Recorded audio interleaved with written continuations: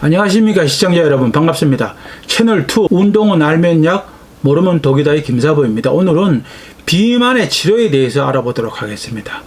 비만의 치료는 꾸준한 관리와 관심만이 비만에서 해방될 수 있는 유일한 방법입니다. 비만의 치료는 단순하게 체중만을 줄이는 것이 아닙니다. 건강의 문제를 개선하고 삶의 질을 향상시키는 것입니다. 비만의 기본적인 치료는 행동력, 식이요법, 운동요법이 병행되어야 더욱더 효과적인 것입니다.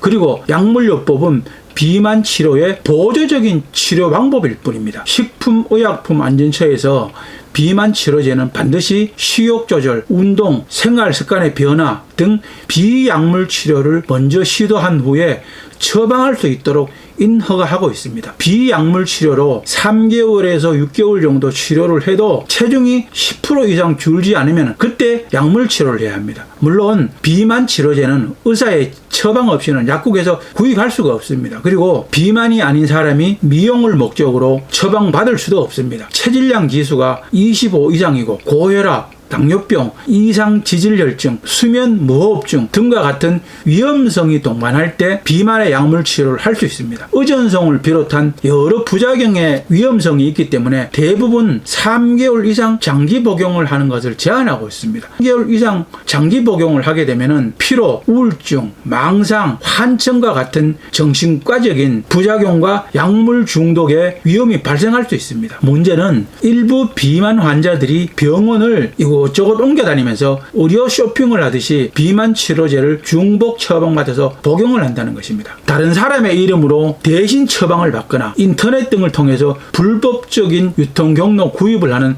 비만 환자들도 다수 있는 것으로 알고 있습니다. 대표적인 비만 치료 약물들은 식욕을 억제하는 역할을 합니다. 신경 전달 물질인 도파민의 분비를 촉진해서 식욕을 억제시킵니다. 약을 통해서 음식을 적게 먹어도 포만감을 쉽게 느끼게 되는 것입니다. 단기간에 효과는 있겠지만 반면에 부작용과 의존성의 위험이 큽니다. 약물 치료는 젊고 건강하면서 단기간에 살을 빼야 하는 비만 환자들이 복용하는 것이 그나마 조금 더 안전하다고 볼 수 있습니다. 그리고 불면증을 유발할 수가 있어서 위험한 약물로 분류가 됩니다. 그래서 되도록 용량을 적게 사용하도록 가이드라인이 정해져 있습니다. 정신과 치료약인 세로토닌계 약물과 향도파민 약물들을 함께 복용을 하면 부작용의 위험이 높아집니다. 그리고 다른 식욕 억제제와 병용하는 것을 의사들은 금지하고 있습니다. 또한 장기간 투여를 하는 것도 금지해야 합니다. 그래서 의사들은 4주 이내로 투여를 할 것을 원칙으로 합니다. 다만 장기간 투여 후 갑작스럽게 약을 끊어버리면 극도의 피로나 우울증이 나타날 수도 있습니다. 동맥경화증, 협심증, 심근경색, 중풍, 고혈압, 갑상선 기능 항진증, 녹내장 환자들은 비만 치료 약물을 복용하는 것은 매우 위험합니다. 그리고 정신적으로 불안하거나 흥분 상태에 있고 약물 남용 병력이 있거나 16세 미만들은 복용을 해서는 안 됩니다. 비만 치료가 반드시 필요한 만성 비만 환자가 복용하는 것이 좋습니다. 다만 약물 복용 후 체중 감량이 5 미만이라면 약을 끊어야 합니다. 비만 치료 약물을 복용 후 수시간 동안 주의력, 기억력 장애가 나타날 수도 있습니다. 그래서 복용 후 한동안은 위험한 기계를 조작을 하거나 운전을 하는 행동을 해서는 안 됩니다. 의사가 정해준 복용량을 오버하게 되면 도취감이나 해리성 장애 증상이 나타날 수도 있으므로 주의를 해야 합니다. 그리고 특히 임산부, 수유부는 비만 치료약을 먹으면 절대로 안 됩니다. 당뇨병이 있는 환자들은 저혈당, 두통, 요통, 기침, 피로 증상에 이상 반응이 나타날 수도 있습니다.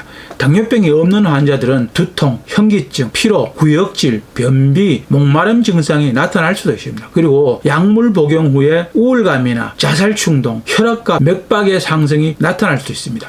그리고 간 기능 저하에도 주의를 해야 합니다. 비만 치료의 대표적인 약물들은 췌장에서 분비가 되는 지방 분해 효소를 억제합니다. 음식으로 섭취한 지방의 분해와 흡수력을 30% 정도 낮춰줍니다. 복부 팽만과 방기, 배변 증가, 배변 실금 등의 부작용이 발생할 수도 있습니다. 수많은 비만 치료제들은 작용하는 원리가 제각각 다릅니다. 그렇다고 하더라도 다른 비만 치료제와 함께 먹어도 효과가 상승되지 않기 때문에 병용을 하지 않아야 합니다. 비만 치료 약물들은 소장세포에서 혈당 농도에 자극을 받아 분비가 됩니다. 그래서 몸에 필요한 양보다 많은 음식물이 들어오게 되면 포만감을 느끼게 합니다. 비만 치료 약물 중에 한 종류는 원래 포도당 농도에 따라서 인슐린 분비를 증가시키는 당뇨병 치료제로 개발됐었습니다. 그러나 이 약을 먹은 당뇨병 환자들에게서 체중 감소 효과가 보였습니다. 그래서 비만 치료제로 재출시되었던 것입니다. 처음부터 당뇨병 치료제로 출시된 만큼 당뇨병을 앓고 있는 비만 환자들에게는 좋은 반응을 보이고 있다고 합니다. 비만 치료 약물들 중에서 구역질, 구토, 설사, 소화불량 등의 증상이 나타날 수도 있습니다. 가끔은 급성 췌장염, 급성 담낭증, 담석증이 발생하기도 한다고 합니다. 결론은 약물 치료는 많은 부작용과 더불어서 오히려 건강에 해로울 수가 있습니다. 더욱 효과적인 비만 치료를 위해서는 일시적인 약물 복용과 장기적인 식이요법과 운동요법을 반드시 병행을 해야 합니다. 약물적인 치료만으로 살을 빼는 것은 효과가 매우 작고 요요 현상이 발생합니다. 약의 용량을 늘리거나 여러 약을 한꺼번에 먹는 것은 더 위험할 뿐입니다. 그래서 지금까지 비만 치료에 다양한 연구가 계속해서 진행되고 있는 것입니다. 모든 연구 결과에서 효과는 그대로이면서 부작용만 늘어나고 있다는 것입니다. 그래서 약물 치료는 효과보다 부작용과 위험성이 더 높습니다. 가장 효과적인 비만의 치료 방법은 식이요법과 운동요법, 행동치료요법을 꼭 병행을 하는 것입니다. 비만 치료를 결정을 했다면 처음 목표는 6개월간은 현재 체중의 10% 정도를 감량하는 것을 설정해야 합니다. 지나치게 높은 목표를 설정하고 실행을 하게 되면 체중 감량 이후 다시 살이 찌는 요요 현상이 나타날 수 있습니다. 연구 결과 약물 치료로 체중을 감량하는 환자들의 약 50%가 1년 내에 원래 체중으로 되돌아가는 요요 현상이 발생을 합니다. 필요 영양소는 섭취를 하고 에너지 섭취량을 전반적으로 줄이는 방법이 좋습니다.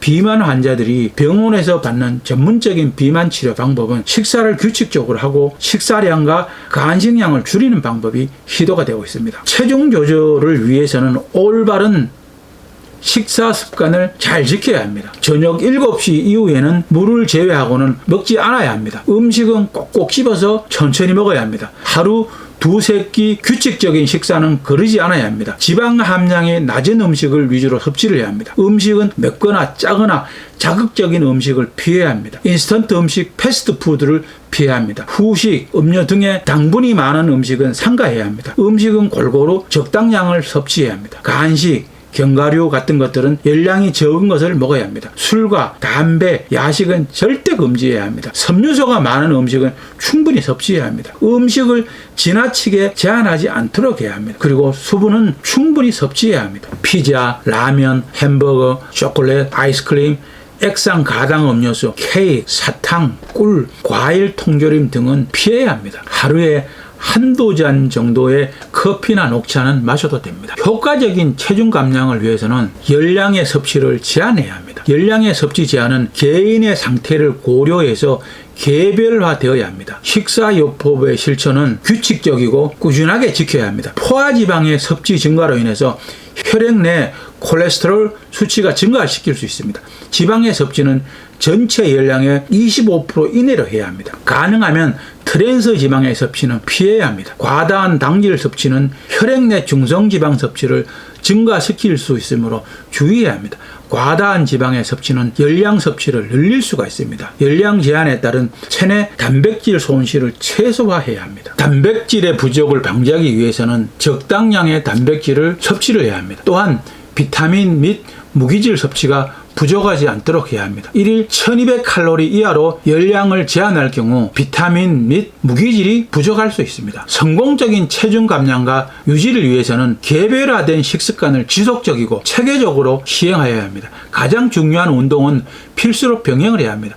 비만 환자는 운동 전에 운동 능력의 파악과 운동 실시 여부를 결정하기 위해서 건강검진을 반드시 받아봐야 합니다. 운동 처방은 운동의 형태, 방법, 순서, 강도, 시간, 빈도, 기간 등 효율적으로 구성이 되어야 합니다. 운동의 유형은 유산소 운동과 근력 운동 및 유연성 운동 등의 복합적인 방법을 시행해야 합니다. 운동요법은 단기간에 체중 감량 효과로 본다면 식사요법이나 약물요법보다 작지만 장기적으로 감량된 체중을 유지하는 데는 운동요법이 가장 효과적입니다. 숨이 찰 정도의 고강도 운동을 일주일에 3일 이상 꼭 해야 합니다. 하루에 2,500칼로리 이상을 소모를 해야 합니다. 사람마다 적절한 운동의 종목, 방법, 자세, 시간들을 다르게 해야 합니다. 잘못된 운동은 오히려 신체에 많은 문제와 독이 될 수도 있습니다. 자신의 체력 수준과 운동 능력에 맞는 운동을 전문가와 상의해서 결정을 해야 합니다. 근력 운동과 유산소 운동의 방법과 순서들은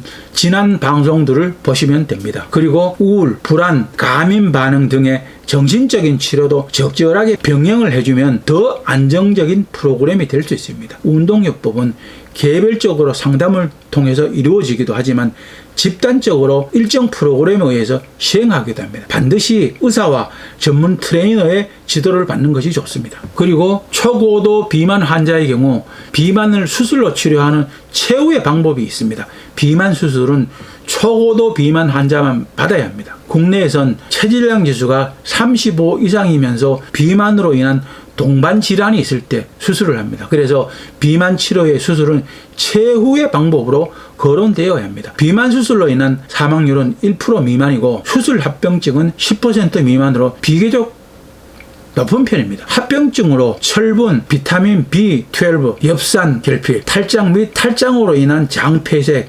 변연궤양, 담석증 등이 있습니다. 비만은 잘못된 생활 습관으로 인해서 발생하는 경우가 대부분입니다. 일상의 습관이나 행동을 변화시킴으로써 체중의 감소를 유도해야 합니다. 먹는 동기, 태도, 행위, 영양, 운동, 사회적 배경 등 체중과 관련된 모든 것들을 포함을 해야 합니다. 그리고 장내에 유해균이 많으면 지방의 분해와 소모를 방해를 합니다. 비만 환자들의 몸에서 자라고 있는 일명 뚱보균 때문입니다. 뚱보균들은 장내에 유해한 세균들 중에 한 종류입니다. 조금만 먹어도 비만하게 하고 식욕을 왕성하게 하는 유해한 세균입니다. 이 비만 세균의 본명은 피르미쿠테스라는 균입니다.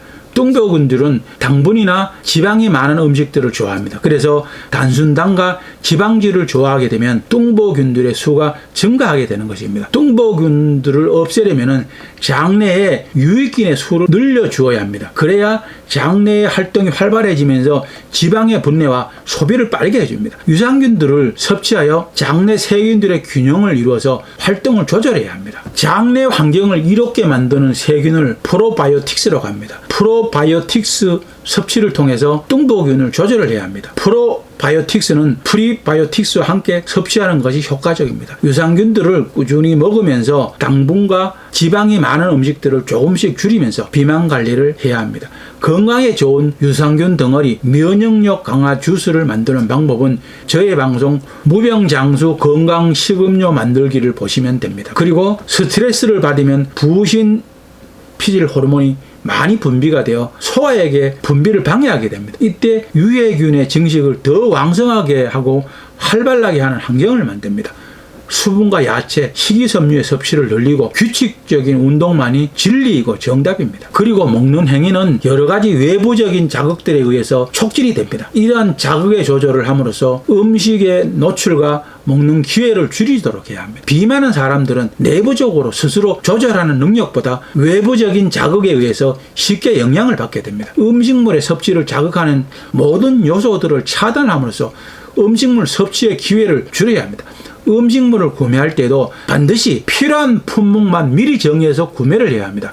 음식물들을 비만 환자의 눈에 띄지 않게 해야 합니다. 음식을 다루거나 요리를 할 기회, 먹는 기회를 줄여야 합니다. 일종의 먹이 사슬을 완전히 끊음으로써 과식을 피해야 합니다. 그리고 자가관찰을 통해서 비만 환자 스스로 치료에 대해 어느 정도 책임을 가지고 관찰하고 조절해야 합니다. 식단, 운동 프로그램, 생활 습관들 일기로 기록해야 합니다. 자신의 행동, 생각들을 기록을 함으로써 자기 반성의 기회를 가질 수가 있습니다. 식사 습관에 대해서 기록을 해야 합니다. 먹는 장소, 먹는 시각, 식사의 속도, 식사에 걸린 시간, 공복감의 정도, 감정 상태 등을 기록해야 합니다. 이를 통해서 올바른 행동들을 습득할 수 있습니다. 그리고 포상 제도를 활용해야 합니다. 행동 교정 시 긍정적인 강화요법은 치료의 효과를 높일 수 있습니다. 포상 제도는 자기 자신, 가족, 친구들과의 조건부 계약을 통해서 구체적으로 이루어질 수 있습니다. 체중 감량을 했을 때 칭찬을 많이 해줘야 합니다. 환자가 좋아하는 물건들을 조건의 완성을 통해서 얻도록 해줘야 합니다. 체중 감량에 따른 결과보다는 행동 교정 그 자체에 따라